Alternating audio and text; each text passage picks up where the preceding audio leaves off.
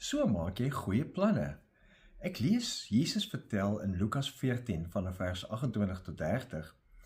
Wie van julle wat 'n gebou wil oprig, gaan nie eers sit en die koste bereken om te sien of hy genoeg geld het om die werk te voltooi nie.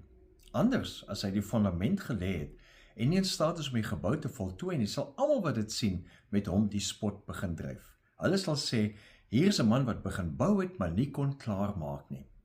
Nou, Jesus gebruik hierdie beeld nie om ons te keer om groot drome te beplan nie, maar ons juist te wys hoe om effektief te droom. En dit gaan met 'n plan gepaard. 'n Plan wat nie deurdink is nie. Sy kans is baie goed om by voorbaat te val of in risiko's in te loop. Nou, navorsers bevestig wat Jesus lank reeds vir ons vertel het in hierdie verhaal. Die Wêreldgesondheidsorganisasie sê in hulle gids vir bewysgebaseerde besluitneming, dat goeie beplanning begin altyd met een duidelike doel, klein hanteerbare stappe, asook gereelde terugvoer of daardie pad of rigting nog werk al dan nie.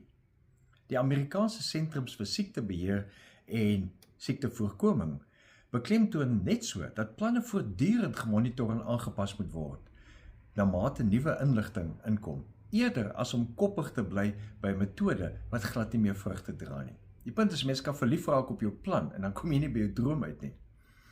NHS England voeg by dat die beste planne die is wat gereeld hersien word teen werklike vordering en nie teen goeie voornemens nie.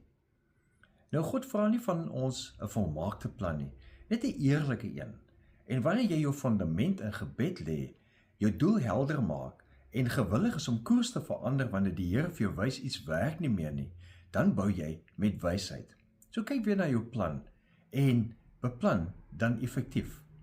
Dan vra jy, watter een klein stap kan ek vandag gee met God se hulp, en dan monitor jy dit, want drome het goeie planne nodig om te gebeur. Leef geïnspireerd.